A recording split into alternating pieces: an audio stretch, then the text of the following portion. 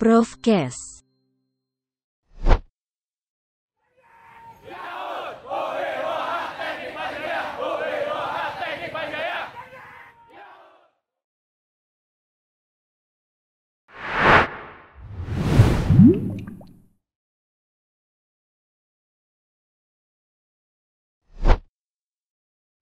Teknik Yahoo! ho hi ho ha ha, teknik paling jaya. Ho hi ho ha ha, teknik paling gaya. Assalamualaikum warahmatullahi wabarakatuh, teman-teman pencinta Profcast. Tadi kita buka dengan yel. Itu pasti yelnya anak teknik dan anak teknik UI atau FTUI. Itu pasti akan mengenal itu semuanya. Siang hari ini kembali Profcast akan menampilkan seorang atau sosok profesor yang nanti akan menemani saya. Tapi sebelumnya kembali saya ingatkan bahwasanya apa itu Profcast? Profcast adalah sebenarnya tantangan atau challenge dari FTUI kepada profesor atau orang-orang pintar di Fakultas Teknik Universitas Indonesia untuk mau sharing knowledge, sharing pengetahuan. Jangan ngomong yang susah-susah. Pokoknya harus dengan bahasa yang mudah, bahasa yang santun dan bisa dicerna oleh masyarakat sehingga masyarakat tidak saja disajikan pengetahuan, akan tapi ini juga menjadi suatu peluang sebenarnya kalau ada masyarakat yang ingin bekerja sama untuk mengkomersialisasikan hasil-hasil penelitian yang ada di Fakultas Teknik. Pada hari ini saya ditemani sama seorang profesor hebat, Profesor handal. Saya perkenalkan Profesor Sigit P. Hadiwardoyo. Dia adalah seorang aktivis dulu pada masanya, pada waktu mahasiswa, ketua Ikatan Mahasiswa Teknik Sipil, bener ya bro? Betul. Jadi sekarang sudah profesor, punya penelitian yang hebat yang menurut saya menarik. Pak Sigit, Yes. Saya buka nih, kira-kira Pak Sigit tahu nggak atau masyarakat pada tahu nggak kira-kira panjang jalan di Indonesia, jalan raya loh. Pak Sigit mungkin tahu? Persisnya nggak hafal, Pak. Oke, persisnya tidak hafal. Nanti kira-kira Ribuan lah. Ribuan. Jadi sebenarnya kalau data saya itu lebih dari 500.000 kalau nggak salah kilometer jalan yang ada di Indonesia. Kalau kita bicara jalan, itu berarti pasti ada alat transportasi ya, ada di atasnya. Jalan tidak hanya dibuat saja. Alhamdulillah sekarang pemerintah Republik Indonesia juga gencar. Kalau nggak salah Trans Sumatera dibikin jalan, kemudian di Jawa juga dibikin jalan, di Sulawesi ada bahkan di Irian Jaya. Akan itu hanya dibuat kan ya Pak. Nah ini kita coba dorong nih Pak Sigit. Ini adalah jagonya adalah berkaitan dengan daur ulang aspal kalau nggak salah ya Pak. Ya. Oke Pak Sigit, bisa ceritain nggak Pak yang dikatakan dengan itu ada dua kata yang menarik tuh, daur ulang dan aspal sebenarnya. Mungkin bisa ceritakan Pak Sigit. Ya. Jadi daur ulang itu sebetulnya daur ulang perkerasan jalan. Oh, apa itu maksudnya Pak? Susah itu Pak. Perkerasan jalan itu terdiri dari aspal dan agregat batuan. Nah, itu keduanya bisa didaur ulang. Karena daur ulang itu sebetulnya juga kita menghemat sumber alam. Oke. Jadi ketika jalan itu setelah sekian tahun dipakai, Ya. maka ada proses aspalnya sendiri namanya proses penuaan. Kemudian aspal yang penuaan tadi diremajakan kembali. Kemudian agregatnya juga begitu. Ini menarik nih. Aspal bisa diremajakan. Nanti kalau manusia nggak bisa diremajain ya. Kalau nggak ntar lu pengen jadi muda lagi. Oke Pak, silakan lanjut Pak. Mohon maaf. Batuannya agregatnya juga kita remajakan. Remajakannya gimana? Nah, tentunya kita harus investigasi, kita teliti. berapa persen dari aspal itu yang kemudian masih bisa kita gunakan. Sehingga ketika kita maksudnya dipilah-pilahin gitu Pak? Ya, jadi kita ketahui Pak. Jadi misalnya ketika jalan itu sudah dipakai sekian tahun, nah, biasanya itu kan kebanyakan itu kemudian dilapis di atasnya. Iya, ada. Oke. Kekurangan dari di atasnya itu adalah jalan makin lama makin tinggi. Kalau jalan makin tinggi, trotoarnya nanti juga harus ditinggiin lagi. Ya. Sehingga kosnya akan lebih besar. Ya. Nah, kalau dengan cara daur ulang itu dikupas. Oke, jadi dikupas tadi ya Pak, dikerukin satu-satu gitu ya. Pakai alat tentunya maksud Pak. Dikupas, lalu kita periksa. Oke. Berapa kandungan aspal yang masih kita bisa manjakan, kita tambahkan lagi dengan aspal baru. Kemudian agregatnya juga begitu. Oke. Evaluasi. Nangkap. Nah, sehingga kita masih menggunakan sisa kekuatan dari material aspal yang tadi sudah kita keruk tadi. Oke. Nah, dengan demikian kita akan menghemat sumber alam. Ya, pastinya lah ini memanfaatkan barang yang tadinya sudah dianggap tidak terpakai, akan tapi ternyata dengan ilmunya Pak Sigit itu bisa mengidentifikasi mana sih yang masih bisa digunakan, kemudian digunakan lagi gitu ya. Oh, luar biasa. Sebetulnya teknologi ini sudah lama Pak. Oke. Kalau di beberapa negara maju itu sudah semuanya sudah otomatis. Ya. Nah, kita sebetulnya waktu kita masih kuliah Pak, 80-an, kita juga sudah DKI sendiri sudah punya sebenarnya. Oh, ada ya Pak? Cuma memang barangkali kurang ditekuni atau ada faktor lain gitu. Nah, ini sebetulnya kalau misalnya kita lakukan itu tentunya akan lebih menghemat dan tadi secara pembangunannya tadi kan nggak perlu naikin. Sebentar, jadi ini kita sebenarnya bisa menghemat banyak. Pertama, kalau aspal yang pertama itu digelar. Kemudian tadi Pak Sigit bilang kalau nanti mau dipelihara itu bisa dikeruk, kemudian dipilih-pilih dipakai lagi. Sebenarnya kalau aspal itu kan sumber daya alam Indonesia ya Pak? Ya ini yang jadi persoalan kita lah. Karena minyak kita ini kan juga masih impor. Ya. Aspal itu kan bagian dari proses. Ya. Sehingga aspal pun kita juga sebagian besar impor. Oh gitu. Jadi kita nggak punya di Indonesia bahan-bahan. Ada sedikit lah seperti kita. Ada.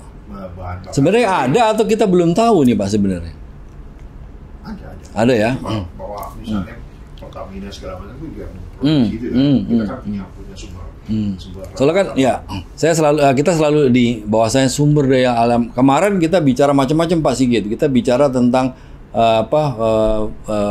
pemanfaatkan manggis sumber daya alam Indonesia, listrik karena matahari di Indonesia banyak. Kita bicara tentang material komposit, ternyata itu dari serat tabaka, dari pisang juga ada. Jadi sebenarnya Indonesia kaya, termasuk tadi walaupun tadi Pak Sigit katakan sebenarnya di Indonesia banyak sumber daya alam, di Indonesia ini banyak, tapi memang saat sekarang memang baru belum banyak digunakan. Jadi sebenarnya kita mampu kalau kita cari lagi itu aspal, dalam arti cari itu minyak lagi, kemudian nanti ada aspalnya kita bisa pakai lagi. Jadi kan udah aspalnya dari Indonesia, begitu mau dipelihara masih bisa pakai teknologinya Pak Sigit, nanti bisa dipakai lagi kan. Berapa rupiah kita bisa menghemat sebenarnya Pak ya? Ada satu lagi Pak. Ya. Kita sebetulnya salah satu negara yang mempunyai aspal batu. Apa tuh aspal batu? Ya. Jadi kalau yang tadi kan aspal minyak istilahnya. Iya, aspal minyak. Nah, itu aspal batu. Ya. Nah, itu jadi aspalnya itu ada di Pulau Buton. Kandungannya besar sekali. Tuh kan ternyata ada di Indonesia loh. Nah, itu memang aspal itu karena aspal batu sebenarnya itu mengandung tidak hanya aspal saja, tapi ada mineral lainnya. Jadi ada kapur, ada segala macam. Oh itu harus bisa-bisain kali ya? Nah, itu harus bisa. Oke. Sebetulnya tidak perlu dipisahkan. Artinya kita dengan suatu teknologi, ya kan, kita mengetahui kandungan aspalnya berapa persen, kandungan berapa konsep, lalu kita desain sehingga dia bisa berkinerja seperti juga aspal minyak. Oke. Itu salah satu yang saya lagi penasaran di negara, karena itu pun sebetulnya teknologi yang sudah lama ya, dan sekarang ini Menteri PUPR membicarakan juga bagaimana kita menggunakan aspal dari Probuton itu yang kita sebut dengan asbuton, itu bisa secara massal bisa digunakan. Oke, sementara tadi kita udah dengar Pak Prof Sigit ini udah cerita tentang aspal dan pemanfaatan lebih lanjut. Tadi ada aspal minyak, kemudian ada aspal batu, masih ada satu lagi aspal plastik gitu kalau nggak salah nanti ya Pak. Ya. Tapi nanti dulu Pak. Kita pindah dulu ke topik yang lain. Bosen kalau kita cuma cerita tentang keilmuan saja. Setahu saya keluarga Pak Sigit ini adalah jaket kuning semua, bener apa nggak Pak? Ya, alhamdulillah gitu. Boleh tahu nggak bini ente atau istri Anda ini dari mana, anak Anda katanya jaket kuning juga dari mana? Ceritain dong dikit dong Pak. Ya istri saya itu efek dari waktu aktif di kemahasiswaan. Jadi murah nih. Iya lanjut. Bukan, dicari kan ceweknya dikit. Oh gitu, betul Pak. Jadi kalau kita bisa menggait, itu kan ya menang juga kan. Oh menang. Bener nggak mau kalah, kalau profesor tuh nggak mau kalah ternyata. Oke lanjut Pak, apa lu kata lah? Nah, istri saya memang satu angkatan di bawah saya. Oh, jadi ini adik kelas nih. Oke, siap. Anak. Anak yang pertama di FEB. Satu SD di FEB. Ya. FEB itu dulu sastra gitu ya. Jadi fakultas ekonomi, mohon maaf. Karena memang tipis antara FEB sama FIB sekarang namanya. Jadi FEB adalah Fakultas Ekonomi dan Bisnis ya. Oke, jadi di ekonomi. Satu sudah di ekonomi. Sekarang sudah bekerja di asuransi. Kemudian yang ketiga di Fakultas Teknik. Yang ketiga di Fakultas Teknik. Oke. Jadi dia S1, S2-nya kemudian double degree di Prancis. Kemudian S2-nya S2-nya itu di Prancis dan di Portugal. Jauh amat. Ya. Ngomong Portugal, ngomong sepak bola ini nggak? Udah, terusin Pak. S3-nya di Spanyol. Oke. Nah, sekarang dia sedang asik bekerja di Belgia. Iya, oke lanjut Pak. Ini yang ketiga kan? Yang ketiga. Udah cukup, masih ada lagi nggak nih anaknya? Masih ada. Oh masih ada satu lagi. 4. Oh ada 4. Oke. Yang ketiga itu di Teknik Mesin. Oke. Anak buahnya Pak Hen. Oh anak Teknik Mesin. Oh iya, gue ingat bimbingan gue itu. Bagus, gue taunya anak ente itu pada waktu pas bimbingan skripsi udah mau menjelang akhir. Kalau dari awal nyusahin. Silakan Pak. Enggak, akan tapi sebenarnya asik kok. Ya, dia sekarang sudah bekerja ya sesuai dengan ajarannya Pak Henry. Ya, kemudian di bagian produksi. Luar biasa. Jadi quality control. Whatever. Punya Pak Henry kepakai. Ya. Yang keempat itu di teknik industri. Oke. Teknik mesin. Sekarang bekerja di Bank Mandiri. Oke, jadi luar biasa keluarga Profesor Sigit Hadiwardoyo. Ini tidak hanya istri akan tapi keempat putra-putrinya ternyata tidak di Fakultas Teknik, semua akan tapi ada yang di Fakultas Ekonomi dan Bisnis dan sebagainya, akan tapi dia selalu bangga dengan we are the yellow jacket katanya gitu ya. Bisa dibuktikan. Terima kasih, luar biasa. Balik lagi nih Pak. Ya. Sekarang tadi saya pancing dengan aspal plastik. Apa itu aspal plastik sih Pak? Jadi aspal plastik itu komponen plastik yang dimasukkan ke dalam campuran aspal tadi. Pak, maksudnya plastik apa nih Pak? Ya plastik kresek sisa itu. Oh plastik kresek, tentunya dihancurkan dulu atau di ini dulu baru dimasukin ya Pak, nggak cuma dimasukin gitu aja ya? Oke. Memang ada dilema nih Pak. Ya kantong plastiknya itu pun memang tidak belum bisa terlalu besar ya, karena kalau yang terlalu besar seperti yang pernah dilakukan di India, itu ada yang saya baca di beberapa jurnal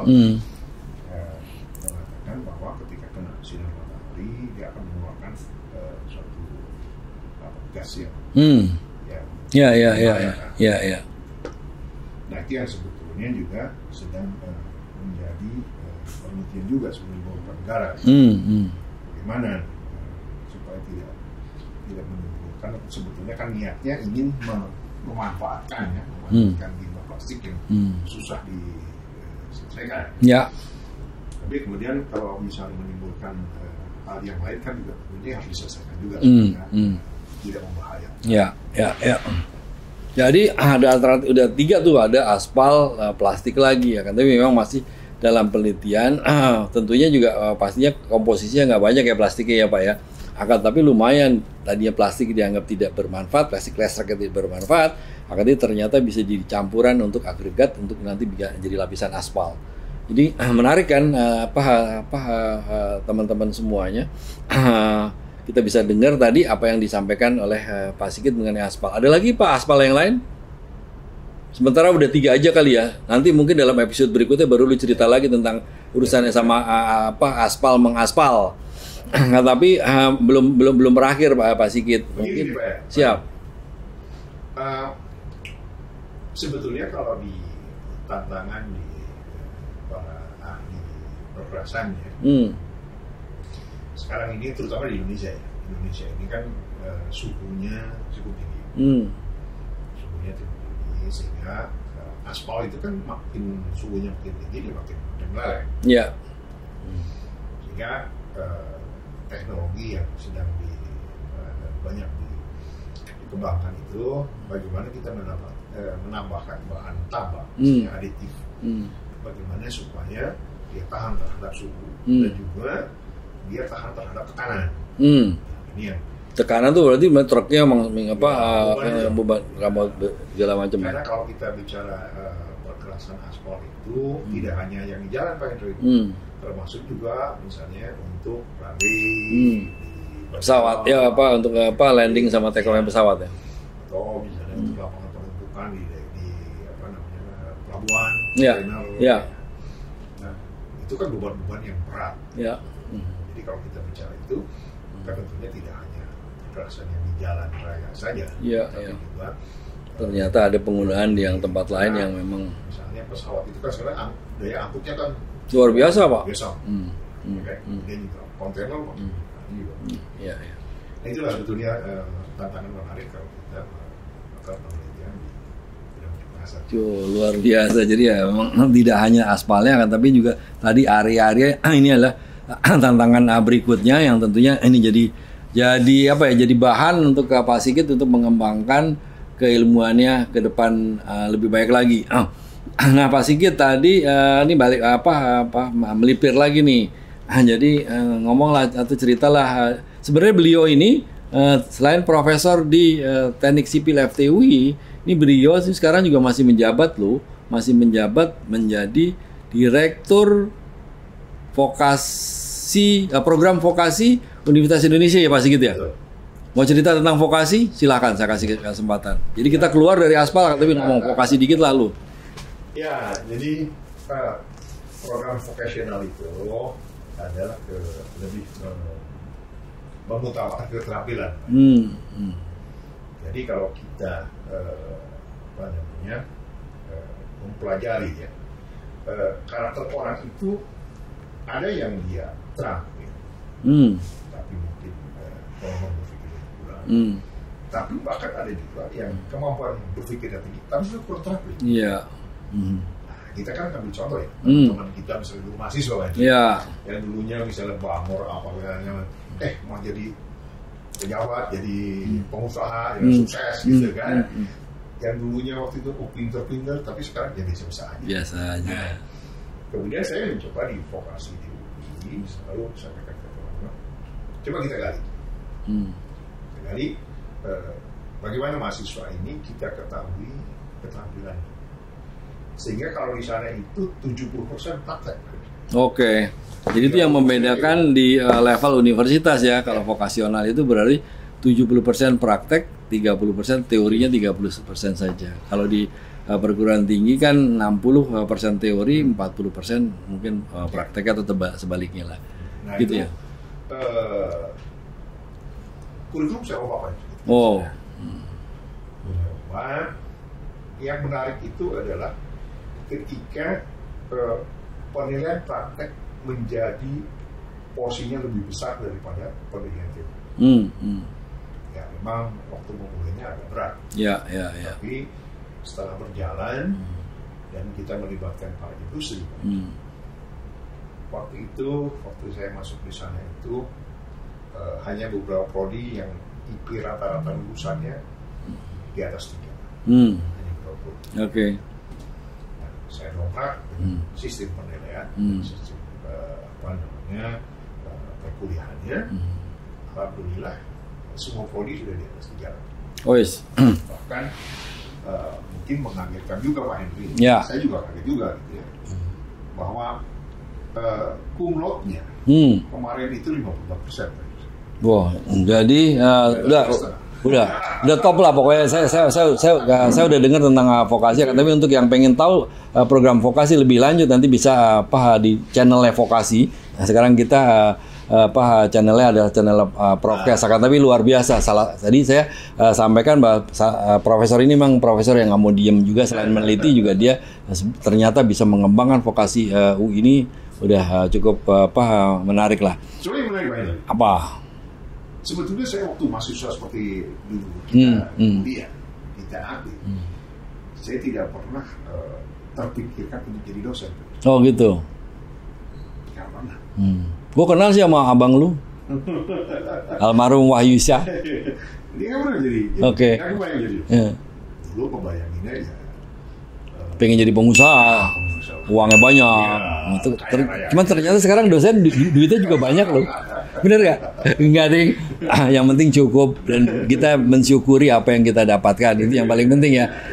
Baik. Ketika saya jadi profesor, teman-teman saya angkatan banyak bingung juga. Oh gitu, nggak percaya. Ternyata enggak loh. Jadi melalui program ini teman-teman Pak Sigit yang tadi menganggap Pak Sigit itu seperti apa, ternyata dia adalah orang hebat. Baik ya teman-teman sekalian, sepertinya kita sudah bisa menyelesaikan episode ini. Tentunya memang tidak bisa cerita banyak sekali, akan tapi ini adalah pembuka jalan, pembuka informasi untuk teman-teman. Kalau yang pengen mengetahui lebih dalam atau ingin berbisnis atau ingin mengkomersialisasi, kami bukan bisnismen, kami adalah dosen. Silakan kalau memang tertarik untuk urusan aspal dan daur ulang aspal, ini bisa menghubungi Profesor Sigit P. Hadiwardoyo. Terima kasih Proswi. Kita tutup dengan yel FT lagi. Teknik Yaut, ho hi ho ha, teknik paling jaya, ho hi ho ha, teknik paling gaya. Assalamualaikum warahmatullahi wabarakatuh. Sampai ketemu di acara Profkes berikutnya. Terima kasih.